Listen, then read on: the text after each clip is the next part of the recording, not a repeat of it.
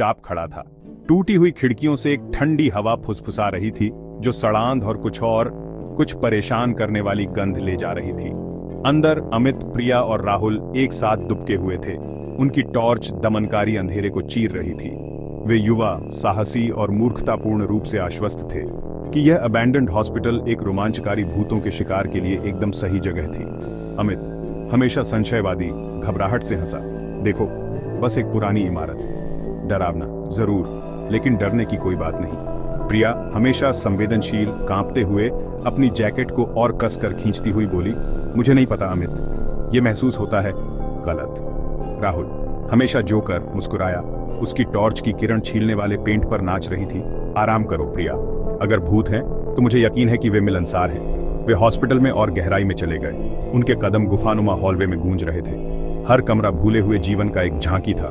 एक जंग लगा हुआ गरनी, एक धूल भरी ऑपरेटिंग टेबल, एक बच्चे का पालना जिसके अंदर एक फीका टेडी बियर पड़ा था। हवा ठंडी, भारी होती गई, मानो पिछले दुखों का भार उन पर दब रहा हो। फिर उन्होंने इसे सुना, एक फुसफुसाहट, बेहोश और द्रुत शीतन, खुद दीवारों से फिसलती हुई प्रतीत होती है। अमित जम गया, उसकी बहादुरी पिघल गई। फुसफुसाहट फिर आई, इस बार करीब, एक कर्कशा, जिससे उसके हाथों पर रेंगते हुए गूज़बम्स आ गए। प्रिया हाँफने लगी, उसकी आंखें दहशत से चौड़ी हो गईं। वह क्या था? उसने सांस ली, उसकी आवाज मुश्किल से फुसफुसाहट थी। राहुल, उसका सामान्य हाथ से चला गया, मुश्किल से निकल गया, मुझे नहीं पता। उसने स्वीकार किया, उसकी आवाज तनावपूर्ण थी। लेकिन मुझे नहीं लगता कि हम अकेले हैं। उन्होंने आगे बढ़ना जारी रखा। उनका डर ठंडी बासी हवा में एक वास्तविक उपस्थिति थी। फर्श के तख्तों की हर चीख, टूटी हुई खिड़कियों से हवा की हर सरसराहट उनकी रीढ़ की हड्डी में कंपी भेजती थी। वे हॉल के अंत में एक कमरे में पहुंचे। उसका दरवाजा एक गेपिंग मॉ की तरह खुला हुआ था। कमरे से एक अप्राकृतिक ठंड निकल रही थी, एक ऐसी ठंड जो उनकी हड्डियों में रिसती हुई प्रतीत हो रही थी। अमित, उसकी टॉर्च की बीम कांप रही थी, अंदर झांका। कमरा एक पूर्व ऑपरेटिंग थिएटर था। धातु की मेज मंद रोशनी में नीरस रूप से चमक रही थी। परछाइयां कोनों में नाच रही थीं, मुड़ रही थीं और मेनेसिंग आकृतियों में बदल रही थीं। उसने बेचैनी की चुभन महसूस की। देखे जाने की भावना, यहाँ कुछ भी नहीं है, उसने कहा। उसकी आवाज में दृढ़ विश्वास की कमी थी। प्रिया, उसके कंधे पर झांकते हुए हाँफने लगी। देखो, वह फुसफुसाई, दूर कोने की ओर इशारा करते हुए। एक परछाई दूसरों की तुलना में सघन कोने में स्थानांतरित हो गई। ऐसा लग रहा था कि वह लिख रही है, अपने जीवन के साथ स्पंदित हो रही है। राहुल, उसका चेहरा पीला पड़ गया, पीछे हट गया। यह स्वाभाविक नहीं है। वह बड़बड़ाया, उसकी आवाज डर से तंग थी। अमित, उसका संशय हिल गया। उसकी त्वचा पर ठंडे पसीने का प्रकोप महसूस हुआ। उसने इसे तर्क संगत बनाने की कोशिश की, इसे प्रकाश की एक चाल के रूप में खारिज करने की कोशिश की, लेकिन परछाई तर्क पर उसके प्रयासों का मजाक उड़ाती हुई प्रतीत हुई। परछाई फिर से हिली, फर्श पर तरल अंधेरे की तरह बह रही थी। ये ऑपरेटिंग टेबल पर पहुंची। उसके चारों ओर एक भूखे शिकारी की तरह घूम रही थी। ठंडी हवा की एक लहर उन पर धो गई, जो क्षय की गंध और कुछ प्राचीन और बुराई लेकर आई। अमित, उसकी छाती में उसका दिल तेज हो रहा था। जानता था कि वे किसी ऐसी चीज पर ठोकर मार चुके हैं जिसे वे समझ नहीं सकते थे, कुछ ऐसा जिसने स्पष्टीकरण को धता बताया। वे कमरे से भाग गए। उनका डर उन्हें अंधेरे हॉलवे के माध्यम से आगे बढ़ा रहा था। फुसफुसाहट का पीछा किया, जोर से और अधिक आग्रही, जैसे कि अस्पताल खुद जीवित था और उनकी उपस्थिति के बारे में जानता था। वे एक छोटे से कमरे में पहुंचे। इसकी दीवारें टूटे हुए शीशों से सजी हुई थीं, चांदी छिलके वाली त्वचा की तरह छिल रही थी। यह विकृत प्रतिबिंबों का कमरा था, टूटी हुई छवियों का एक हॉल। प्रिया, उसकी सांस फटी हुई सांसों में आ रही थी। दीवार के सहारे झुक गई, उसका चेहरा राख जैसा था। हमें यहाँ से बाहर निकलने की जरूरत है, वह फुसफुसाई। उसकी आवाज कांप रही थी। ये जगह है बुराई। राहुल, उसकी बहादुरी पूरी तरह से चली गई। समझौते में सिर हिलाया। मैं तुम्हारे ठीक पीछे हूं, उसने कहा। उसकी आवाज तनावपूर्ण थी। अमित, उसका दिमाग घूम रहा था, खुद को शांत रहने के लिए मजबूर कर रहा था। वह जानता था कि घबराहट से हालात और भी बदतर हो जाएंगे। उसने शीशों में से एक में देखा।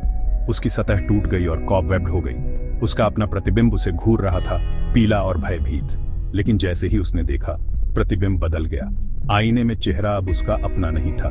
यह एक चेहरा था जो मानवता के एक ग्रोटेस्कनेस मजाक में बदल गया था।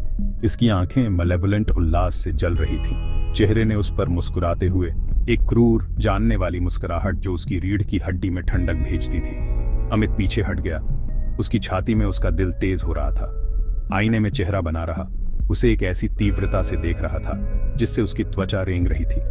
तब वह जानता था कि अस्पताल सिर्फ प्रेतबाधित नहीं था, यह जीवित था, एक संवेदनशील इकाई जो उस दर्द और पीड़ा से प्रेरित थी जिसे उसने देखा था। वे उसके जाल में फंस गए थे, डरावनी के उसके मुड़े हुए खेल में खेल रहे थे।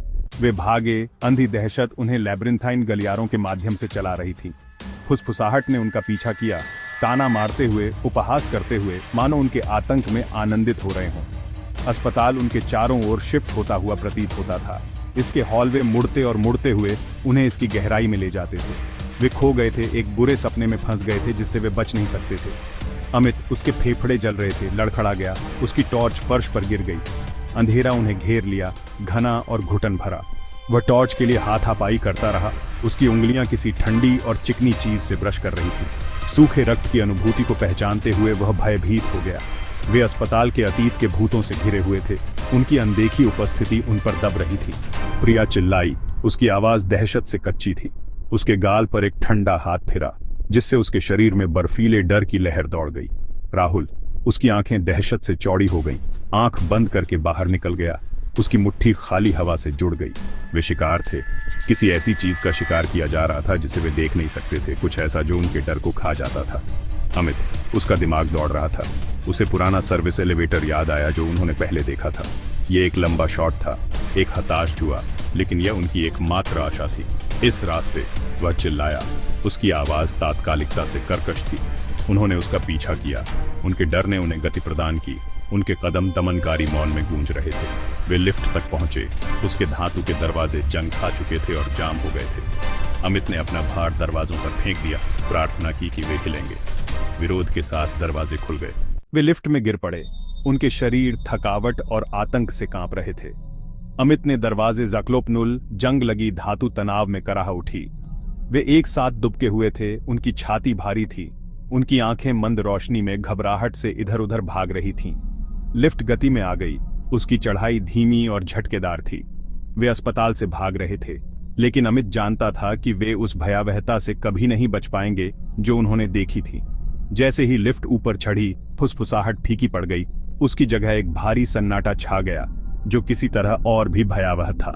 वे अंधेरे में बैठे थे, हर कोई अपने विचारों में खोया हुआ था, हर कोई अपने दिमाग में उकेरी गई छवियों से प्रेतबाधित था।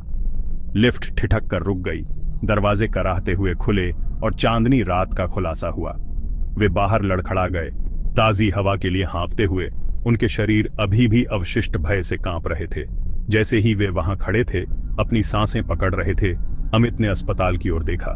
यह रात के आकाश में छाया हुआ था, इसकी खिड़कियां अंधेरी और खाली थीं। इसकी चुप्पी किसी भी चीख से ज्यादा खतरनाक थी। वह जानता था कि अस्पताल अभी भी वहां था, प्रतीक्षा कर रहा था, उस डर को खिला रहा था जो उसने जीवित लोगों के दिलों में पैदा किया था। वह जानता था कि वह उस भयावहता को कभी नहीं भूलेगा जो उसने देखी थी, अस्पताल की बुराई का द्रुत शीतन सच। वे चले गए, उनके कदम धीमे और भारी थे, उनकी चुप्पी अनकही दहशत से भरी हुई थी। अस्पताल बना रहा, दुख का एक स्मारक, उस अंधेरे का प्रमाण जो मानव अनुभव के किनारों पर दुबका हुआ है। वे रात बच गए थे, लेकिन डरावनी बनी रहेगी। पवित्रता की नाजुकता का एक भूतिया अनुस्मारक, वह पतला घूंघट जो जीवित दुनिया को मृतकों के दायरे से अलग करता है।